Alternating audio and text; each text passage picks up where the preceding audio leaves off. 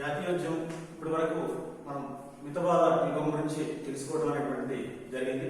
ఇప్పుడు చెప్పినటువంటి వీడియోలో ఇంతకుముందు కంప్లీట్ అయినటువంటి వాటిలో ఈరోజు మనం జాతీయోద్యమం అతివాదం అంటే ముఖ్యంగా అతివాద త్రయం అనేటువంటిది లేకపోతే అసలు భారతదేశానికి స్వాతంత్రం వచ్చేదే కాదు. కాబట్టి ఈ అతివాదంలో ముఖ్యమైనటువంటి వ్యక్తులుగా తిలక్, బిపిన్ చంద్రపాల్, లాలా లజపతి రాయ్, అరవింద్ వీళ్ళందరూ కూడా చాలా వరకు ప్రధానమైనటువంటి వ్యక్తులు. అయితే ముఖ్యంగా చాలా ఎగ్జామినేషన్ లో వచ్చినటువంటి కాంపిటేటివ్ ఎగ్జామ్ వచ్చినటువంటి బిట్ ఏంటంటే అతివాద నాయకులు ఎవరు? చాలా మంది తిలక్ అనుకుంటారు, కానీ ఇక్కడ అరవిందుడు అనేటువంటి మహానుభావుడు అతివాద త్రయానికి నాయకుడుగా ఉండటం అనేటువంటిది జరిగింది. మేజర్ ఒకటి గుర్తుపెట్టుకోవాలి, అతివాదంలోనే తిలక్, బిపిన్ చంద్రపాల్, లాలా లజపతి రాయ్ అనేటువంటి పేర్లు గుర్తుపెట్టుకుంటారు.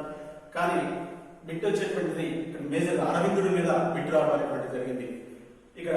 కాబట్టి అసలు అతివాదులు అనేటువంటి వాడు ఎందుకు బయలుదేరారు అనేటువంటి విషయానికి వస్తే ముఖ్యంగా మితవాదులు కేవలం విన్నపాల ద్వారా, ఆందోళన ద్వారా, అర్థాల ద్వారా చాలా వరకు మరి ఎంతసేపటికి కూడా బతికిలాడి అంటే రిక్వెస్ట్ చేసుకొని మన స్వాతంత్రాన్ని మనం తెచ్చుకోవాలి.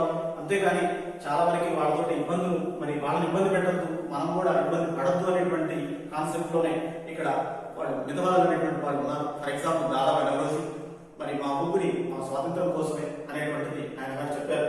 అయినప్పటికీ కూడా ఇక్కడ ఇంకో విషయాన్ని కూడా మనం గుర్తుపెట్టుకోవచ్చు. 1905 నుంచి 1990 మధ్య వచ్చినటువంటి పరిణామాలే భారతదేశానికి స్వాతంత్రాన్ని తీసుకొచ్చి పెట్టాయి. ఎందుకంటే మరి ముఖ్యంగా చూసుకున్నట్టయితే 1905లో జరిగినటువంటి సంఘటనలు ఏంటి? ఇక్కడ మేజర్గా మరి బెంగాల్ యూజ్ అనేటువంటిది ఒకటి జరిగింది. అంటే వైస్రాయ్గా ఉన్నటువంటి వ్యక్తి లార్డ్ కర్జన్ అనేటువంటి మహానుభావుడు బెంగాల్ని 2 భాగాలుగా చేయడం అనేటువంటిది జరిగింది. ఇక్కడ మరి బెంగాల్ అనేటువంటిది అతిపెద్ద రాష్ట్రం ఇండియాలో. మరి ఆ రోజుల్లో ఒక రకంగా చెప్పాలంటే ఒక హెడ్ మేజర్గా, ఫర్ ఎగ్జాంపుల్ ఇవాళ మనం న్యూఢిల్లీని రాజధానిగా మనం ఏర్పాటు చేసుకున్నాం. ఒకప్పుడు మరి కలకత్తానే అంటే బెంగాల్ రాజధాని కలకత్తానే మన భారతదేశానికి రాజధానిగా ఉంది. అంటే ఇక్కడ మనం దాన్ని అర్థం చేసుకోవచ్చు. అంటే బెంగాల్ విభజించినట్లయితే మనం ఈజీగా మరి విభజించి పరిపాలన చేయొచ్చు అనేటువంటిది బ్రిటిష్ వాళ్ళ యొక్క ఆలోచన విధానానికి నాంది పలికినట్లుగా మనకు ఆధారాలు ఉన్నాయి.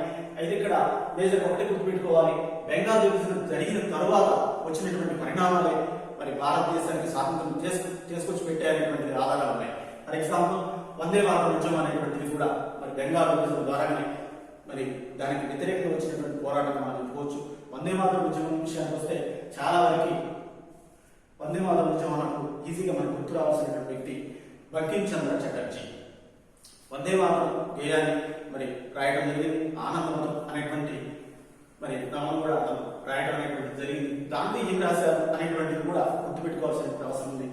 జాతీయ భావాన్ని మనమందరం ఒకటే అనేటువంటి తలపుతోటి అతను మరి మేజర్గా ఒకటే కారణం, అందరం ఒకటే, జాతీయం అంటేనే అందరం కలిసిమెలిసి ఉండాల్సినటువంటి అవసరం అనేది ఉంది అనేటువంటిది ఇక్కడ మేజర్గా చెప్పుకోవచ్చు. అయితే ఇక్కడ మరి 1906లో ఈ యొక్క వందే మాతరం ఉద్యమం అనేటువంటిది ముఖ్యమైనటువంటి ఆశయం ఏంటంటే ఒకటే పాయింట్, స్వదేశీ వస్తువుల యొక్క సేకరణ అనేటువంటిది పెరగాలి. ఫర్ ఎగ్జాంపుల్ ఏదైనా ఒక దేశానికి ఆపద వచ్చినప్పుడు మరి విదేశాలకు సంబంధించినటువంటి వస్తువులు మనం స్వీకరించుకుంటూ ఉంటే మన దేశం యొక్క ఆర్థిక సంపదను మనం పెంపొందించుకోవడానికి అవకాశం అనేటువంటిది ఉంటుంది. కాబట్టి ఇక్కడ మేజర్గా మనవాడు తీసుకొచ్చినటువంటి విధానం ఏంటంటే స్వదేశీ వస్తువుల్ని సేకరించాలి, విదేశీ వస్తువుల్ని బహిష్కరించాలి. అంటే వందే మాతరం ఉద్యమం యొక్క ముఖ్యమైనటువంటి కాన్సెప్ట్ అది, ఆశయం అనేటువంటిది అది. అదేవిధంగా మరి ఇంకొక విషయం కూడా మనం చెప్పుకోవచ్చు. 1907లో సూరత్ ఐఎన్సి అంటే ఇండియన్ నేషనల్ కాంగ్రెస్ సమావేశం జరిగింది.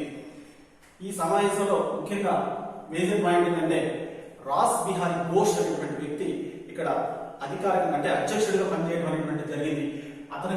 ఆయన గారి యొక్క ఆధ్వర్యంలోనే మరి మేజర్ మితవాదులు, అతివాదులు విడిపోవడం అనేటువంటిది జరిగింది. వందల కొద్ది ఎగ్జామినేషన్లో వచ్చినటువంటి బిట్ ఇది. అంటే 1907లో సూరత్ సమావేశానికి అధ్యక్షత వహించినటువంటి వ్యక్తి ఎవరు అనేటువంటి బిట్ పడింది. కాబట్టి ఇక్కడ మేజర్గా ఒకటే గుర్తుపెట్టుకోవాలి, మరి సూరత్ సమావేశానికి అధ్యక్షత వహించినటువంటి వ్యక్తి ఎవరంటే రాస్ బిహారీ ఘోష్. అదేవిధంగా ఈ రాస్ బిహారీ ఘోష్ వల్లనే మరి చాలా వరకు ఇబ్బందులు వచ్చినటువంటిది కూడా కొంత ప్రాబ్లమ్స్ చేసుకొచ్చి పెట్టింది. అయితే మొత్తం మీద ఈ సమావేశంలో అతివాదం, మితవాదం అనేటువంటి వాడు విడిపోయారు.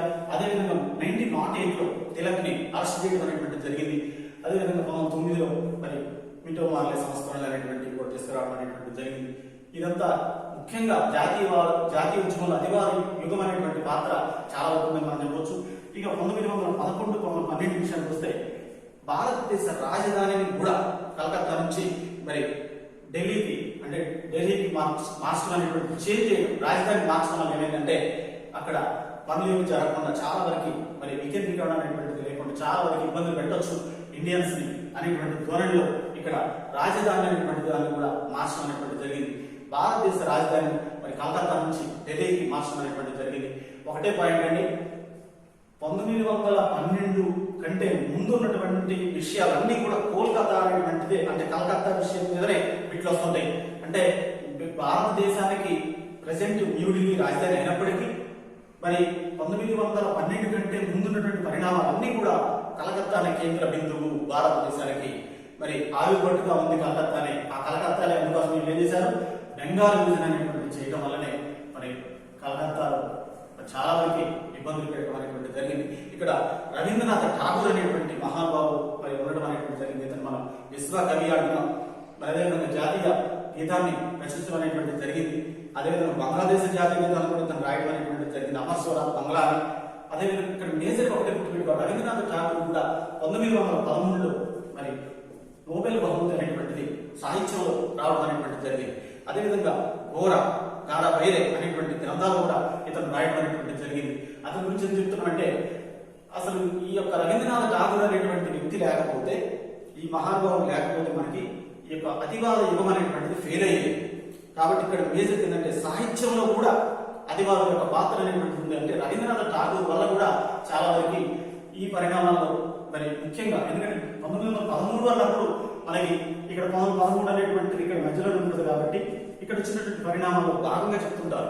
అంటే మరి అతివాద యుగం నడుస్తున్నటువంటి కాలంలో కూడా భారతదేశానికి చెందినటువంటి వ్యక్తికి ఆసియా ఖండంలో ఒక నోబెల్ ప్రైజ్ రావడం అనేటువంటి మరి సింపుల్ విషయం కాదు. మరి అటువంటి విషయాలకి ఇక్కడ మేజర్ ఏంటంటే బెంగాల్లో ఉన్నటువంటి ప్రజలందరూ ఐకమత్యంగా ఉండాలి. కాబట్టి రాఖీలు కట్టుకునేటువంటి విధానం రక్షాబంధనం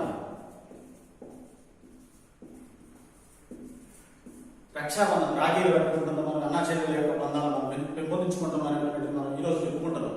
రాఖీ పౌర్ణమి అంటే అసలు రాఖీ పౌర్ణమి అంటే కూడా ఏంటో తెలియనటువంటి వాళ్ళు ఉన్నారు. అంటే ఇక్కడ మేజర్ ఏంటంటే రక్షాబంధం యొక్క వాల్యూని పెంపొందించినటువంటి వ్యక్తి రవీంద్రనాథ్ ఠాగూర్. అంటే అందరం కూడా కలిసిమెలిసి ఉండాలి, రక్షాబంధం అనేటువంటి ప్రోగ్రామ్ ని మరి బాగా విజయం సాధించినటువంటి, అంటే ప్రజల్లో పెంపొందింపు చేసినటువంటి ఏకైక వ్యక్తి రవీంద్రనాథ్ ఠాగూర్. అంటే ఇక్కడ మేజర్ ఒకటే గుర్తు పెట్టుకోవాలండి, మరి రవీంద్రనాథ్ ఠాగూర్ మీద కూడా బిట్ రావడానికి అవకాశం అనేటువంటిది ఉంది. ఎప్పుడు నోబెల్ ప్రైజ్ వచ్చింది అంటే ఇది సాహిత్యమే కావచ్చు, అయినప్పుడు కూడా అతివాద యుగం అన్నప్పుడు కంపల్సరిగా ఈ పాత్ర అనేటువంటిది కూడా ఉంది. అంటే జాతీయవాదాన్ని పెంపొందించడం కోసం ఈ యొక్క కవులు, కళాకారులు కూడా పాత్ర పోషించారనేటువంటి బిట్టు ఆక్రమణలో రావడానికి అవకాశాలు ఉన్నాయి. అదేవిధంగా గోరా కావచ్చు, గారే బైరే కావచ్చు, మరి అమర్ స్వరాజ్ బంగ్లా కావచ్చు, అదేవిధంగా మరి గీతాంజలి కావచ్చు, ఇవన్నీ కూడా మరి రవీంద్రనాథ్ ఠాగూర్ యొక్క మరి రచనలో అతి ముఖ్యమైనటువంటివి అని మనం చెప్పవచ్చు. ముఖ్యంగా 1913 తర్వాత వచ్చినటువంటి పరిణామాలు భారతదేశాన్ని అల్లకల్లోలపరిచినటువంటిది మనం చెప్పవచ్చు. 1914 నుంచి 1918 వరకు మొదటి ప్రపంచ యుద్ధం అనేటువంటిది జరిగింది ఇండియా మొత్తం వరల్డ్ వైడ్. అంటే ఇక్కడ తిలక్ అనేటువంటి మహానుభావుడు వల్లనే భారతదేశానికి స్వాతంత్రం వచ్చిందని చెప్తుంటారు. ఎందుకు చెప్తుంటారంటే 1916లో హోమ్ రూల్ లీగ్ అనేటువంటి దాన్ని ఏర్పాటు చేశారు. ఇండియా స్వయం పరిపాలన చేసుకోవాలి, మనం ఎట్టి పరిస్థితుల్లో ఒకళ్ళకి లొంగి ఉండరాదు అనేటువంటిది ఎక్కువ ఉంది. అంటే ఇక్కడ అనిత్ సెంట్ అనేటువంటి ఐర్లాండ్ వనిత, చాలా ఇంపార్టెంట్ ఇది. అనిత్ సెంట్ అనేటువంటి వనిత చాలా వరకు అద్భుతంగా మరి ఇక్కడ ఐర్లాండ్ చెందినటువంటి చాలా వరకు భారతదేశంలో జాతీయ ఉద్యమాన్ని ఏకఛత్రాధిపత్యంగా ఇండైరెక్ట్ గా నడిపించినటువంటి వాళ్ళలో అనిత్ సెంట్ చాలా ప్రముఖమైనటువంటి వనితగా మనం చెప్పుకోవచ్చు. అనిత్ సెంట్ యొక్క శిష్యుడుగా ఇక్కడ తిలక్ హోమ్ రూల్ లీగ్ అనేటువంటిది అడయారు. అంటే చాలా వరకు అద్భుతంగా పనిచేసినటువంటి వ్యక్తిగా మనం చెప్పవచ్చు తిలక్ ని. అంటే ఇక్కడ మేజర్ ఒకటే గుర్తు పెట్టుకోవాలి, అనిత్ సెంట్ అదొకటే చేయలేదు. అనిత్ సెంట్ భారత జాతీయ కాంగ్రెస్ కూడా అధ్యక్షత వహించినటువంటి మొట్టమొదటి మహిళ. చాలా ఇంపార్టెంట్ బిట్. అంటే కాంపిటేటివ్ ఎగ్జామ్స్ లో మొట్టమొదటిసారిగా మరి ఐఎన్సి సమావేశానికి అధ్యక్షత వహించినటువంటి వనిత ఎవరు, మహిళ ఎవరు అనేటువంటి బిట్ వస్తుంది. విదేశీ వనిత అంటే కంపల్సరిగా అనిబిసెంట్ అనేటువంటి వాళ్ళు లేదా బిట్ రావడానికి ఎక్కువ అవకాశం ఉంది. అదేవిధంగా అనిబిసెంట్ తో పాటు మరి అనిబిసెంట్ ఇంకా ఏమేమి చేసినటువంటి విషయాలు కూడా ఇంపార్టెంట్. వాళ్ళు 16 రాష్ట్రాల్లోనే మదనపల్లిలో మరి చిత్తూరు జిల్లా మదనపల్లిలో కూడా ఆమె ఏం చేసిందంటే ఒక జాతీయ కళాశాలను ఏర్పాటు చేసింది. దానివల్ల కూడా చాలా వరకు జాతీయవాదం అనేటువంటిది వెల్లువికిందని మనం చెప్పవచ్చు. ఇదంతా కూడా మరి అతివాద యుగంలో ఉన్నటువంటి విషయాలు మనం చెప్పుకోవడానికి అవకాశం ఉంది.